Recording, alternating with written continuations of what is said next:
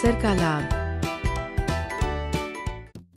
थार के रेगिस्तान में एक छोटा सा गांव रामपुरा था। उस गांव के निवासी परिश्रमी और सहनशील थे। उसी गांव में एक आलसी दरिद्र भी रहता था। वह भीख मांगकर अपना गुजारा कर लेता, किंतु परिश्रम नहीं करता था। एक दिन धूप के ताप से बचने के लिए वह एक पेड़ की छाया में बैठा था। तभी वहाँ एक सिद्ध पुरुष भी आ पहुँचे।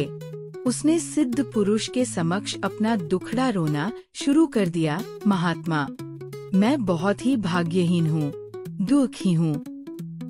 आप मेरा उद्धार कीजिए। आप तो सर्वसमर्थ हैं। मेरे कष्टों को दूर करने का उपाय बताएं।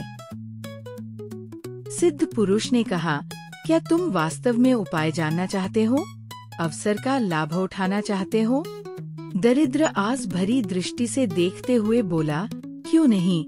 यदि आपकी कृपा हो तो मैं अवसर का पूरा लाभ ले सकता हूँ। कृपालु सिद्ध पुरुष ने लोहे को स्वर्ण बना देने वाला पारस पत्थर निकाला और उसे सौंपते हुए कहा, इसे 1 वर्ष के लिए तुम्हें दे रहा हूँ। तुम जितना चाहो इसका लाभ ले सकते हो। जितना सोना बनाना चाहो बना लेना, पर 1 वर्ष पूर्ण होते ही मैं अपना पारस वापस ले जाऊंगा। इतना कहकर सिद्ध पुरुष पारस पत्थर उसे सौंपकर आगे चले गए।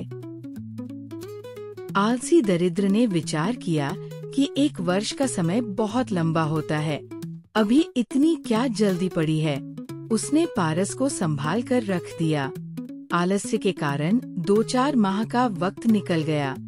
4 महीने बाद वह बाजार में लोहा खरीदने गया। बाजार में पता लगा कि इन दिनों लोहे का मूल्य बहुत ज्यादा है।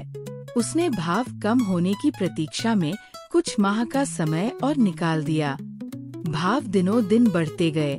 4 महीने और निकल गए। वह फिर लोहा खरीदने गया तो भाव और भी ऊंचे मिले। इस प्रकार 1 वर्ष की अवधि पूरी हो गई। उसने 1 ग्राम भी सोना नहीं बनाया। वर्ष पूर्ण होते ही वो सिद्ध पुरुष उसके पास आया और पूछा, तुमने अब तक कितना स्वर्ण बना लिया? भिखारी उदासी भरे स्वर में बोला, महात्मन, क्या सोना बनाता? लोहा दिनों दिन महंगा होता जा रहा है। मैं तो लोहा खरीद भी न पाया हूँ। आप तो मुझे कुछ महीने का समय और दें। सिद्ध पुरुष ने कहा, अरे महामूर्ख, लोहा भले कितना ही महंगा क्यों न हो, स्वर्ण की तुलना में उसका क्या मोल है?